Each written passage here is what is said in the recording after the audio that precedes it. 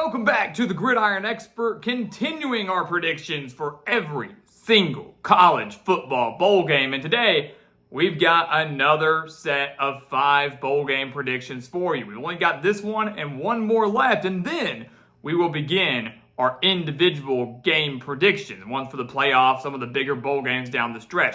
But today, we've got 5 more bowl predictions for you. All these games happening right after Christmas Day. But before we get to those, please continue to like, comment, subscribe, share our videos, and check out everything down in the description below. That, of course, includes our expert picks over on the GridironExpert.com. Look, if you want the spread picks for all of these bowl games, the spread picks for every NFL playoff game, and really the entire last month of the NFL season, pretty much the rest of the NFL season, this is the place for you. We have never gone under 60% in our postseason picks. Never.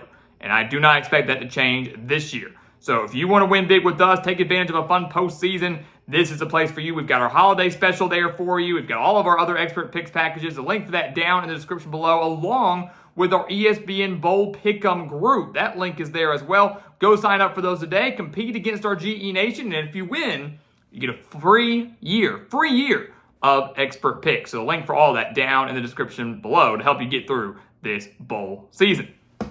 So let's get back into it. 5 more games on the slate for us.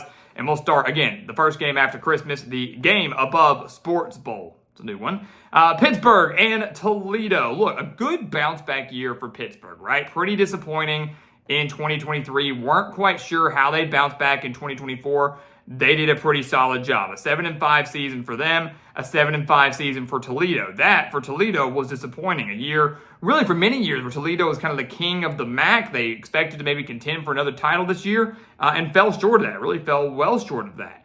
And here's the thing. In this game, I'm definitely going with Pittsburgh as long as quarterback Eli Holston plays and, of course, their running back Desmond Reed. If they both play in this game, I like the Panthers a lot. And here's why. Holston's one of the best quarterbacks in the ACC. When he's healthy, he was on. Averaged nearly 278 passing yards per game. Toledo giving up about 214 passing yards per game. Yes, we know Pittsburgh will be without their top wide receiver in Kanata Mumfield, but I still think they'll be okay without him as long, again, as their quarterback plays, as long as their top running back plays. That's going to be the biggest mark here. And we're obviously a little ways out from this game.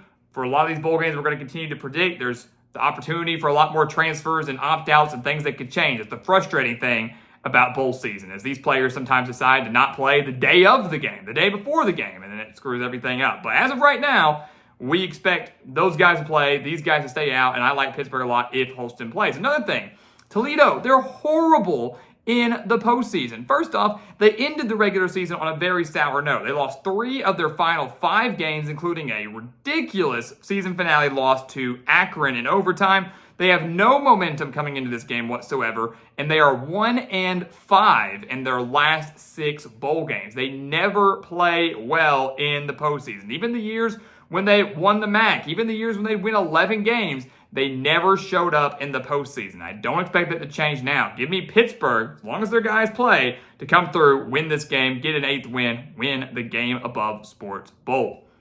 How about the 68 Ventures Bowl? Don't these bowls names just get wilder and wilder as we continue to progress? It's kind of ridiculous. But we've got Arkansas State in Bowling Green, and I actually like this matchup quite a bit. I really do. 2 7-5 teams that ended the season on a heater.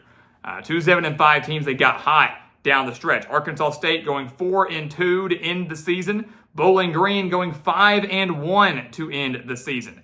And what this game comes down to is whether or not Arkansas State figures out how to play defense. The Red Wolves have a decent offense. They're not too bad. They have steadily improved under Butch Jones. So well that he actually just got a contract extension. But their defense is absolutely atrocious.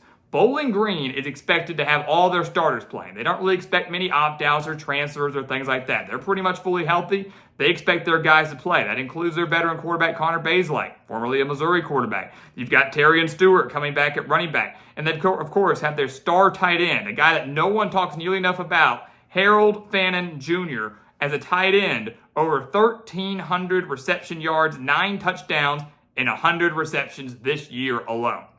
Absolutely ridiculous numbers for a tight end, but no one's talking about it. But you've got your quarterback, you got your top running back, you got your top pass catcher. Arkansas State's defense ranks 129th in the nation. They're giving up over 460 yards per game, and they're giving up over 226 yards per game on the ground. Now, you talk about Harold Fannin, he's the biggest X factor. He's the biggest player for Bowling Green, no doubt about it, but Terrion Stewart's no slouch either.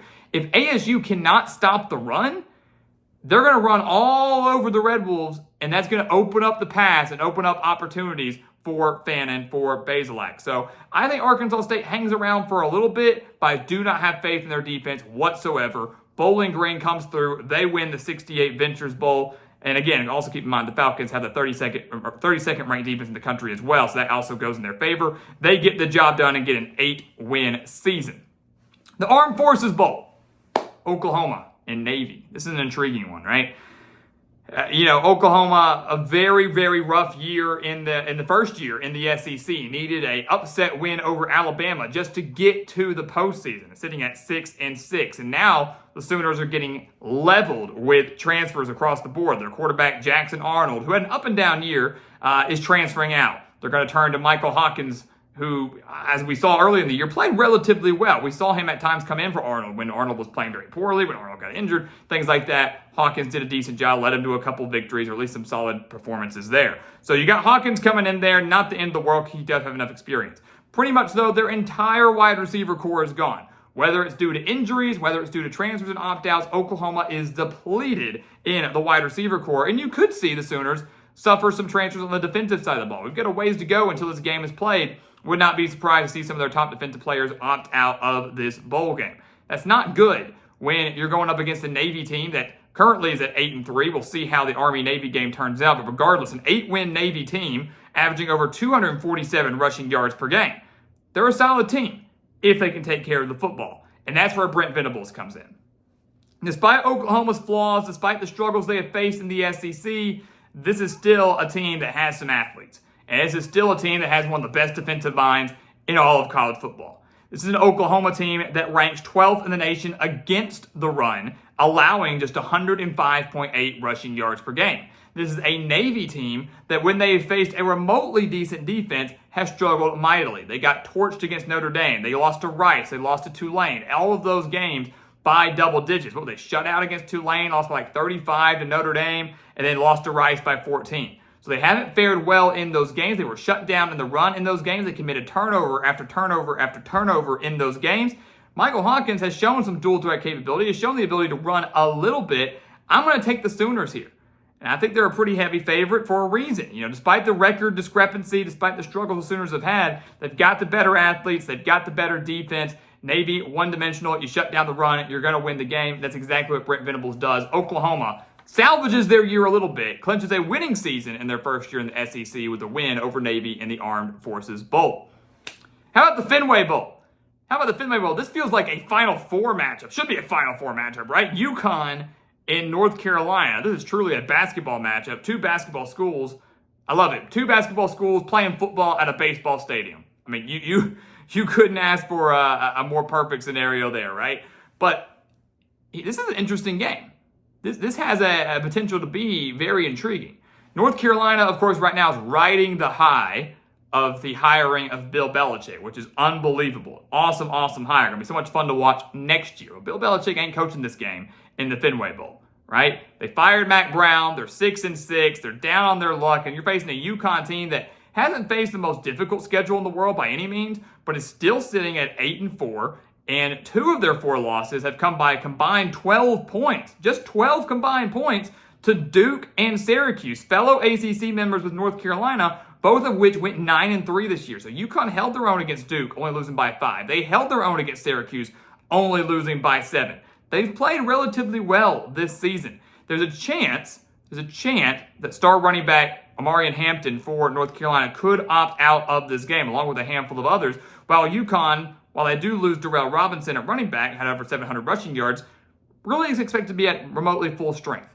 They still got Cam Edwards, their star running back, who has over 750 yards and 7 touchdowns. And the key to me in this game is 2 things. It's motivation and the run game. And guess what? UConn owns both. UConn absolutely owns the motivation edge. They're in the postseason, finally back in the postseason. Went a couple years ago, missed out last year. Now they're back now. Chance at a 9-win season. They're not afraid of anybody. There's no doubt about that. and they run the ball effectively. They average nearly 200 rushing yards per game. That's 25th in the nation. North Carolina's defense allows over 140 rushing yards per game. The Huskies only allow 135 rushing yards per game. If they can bottle up the UNC run game, force them to win the game through the air, I think the Huskies can win this game. And I think they do win this game. Again, it's kind of a toss-up here, but bottom line is, which team's going to go out there and play harder? Or which team's going to go out there and want it more? I believe it's UConn.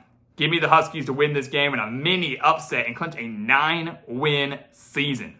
Great things happening for Huskies athletics. All right, and finally, the New Mexico Bowl, Louisiana and TCU. Quick hitter on this one. Look, Louisiana is a much better team than what we saw in the conference championship game. I have no idea what happened in that Sun Belt Conference championship game where they got blown out against Marshall. So they're a much better team than that. Don't let that be the last thing you remember, right? TCU, on the other hand, they've won 5 of their last 6. They got hot towards the end of the season.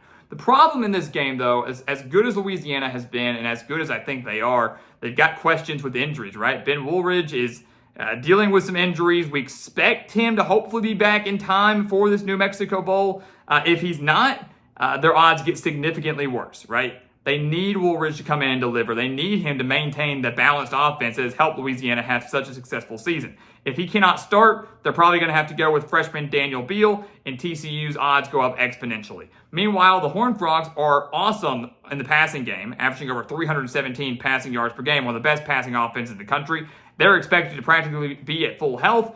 Not really many opt-outs, not many transfers. They're expected to pretty much be fully there for an 8-4 program. So with the issues that Louisiana has, with it from an injury perspective, with the kind of maybe lack of motivation, the sour taste in the mouth they have after getting destroyed in the conference championship game, I think TCU's too fast, too physical, too explosive of an offense for the Raging Cajuns to handle, or I should just say the Cajuns to handle, right? I think TCU wins this game. They win it by at least 10 points, and they clinch a 9-win season. A great bounce-back year for them after missing out on the postseason entirely in 2023. So there you have it, guys. 5 more bowl games on deck. We've got 5 more coming your way tomorrow, and then in a couple days, we'll start issuing our individual game predictions. That's, of course, going to start with the first round of the college football playoffs. So great things coming ahead here at our channel. But until then, please continue to like, comment, subscribe, share our videos. Check out everything down in the description below. That includes our website, thegridironexpert.com, home of those expert picks. Go check out the ESPN Bowl Pick'em group. The bowl games start tomorrow, so you want to hurry up and take advantage of those. Sign up for that today to compete against us. Everything down in the description for you to become a member of our GE Nation. And once again, as always, thank you so much for watching, and we'll see you next time right here on The Gridiron Expert.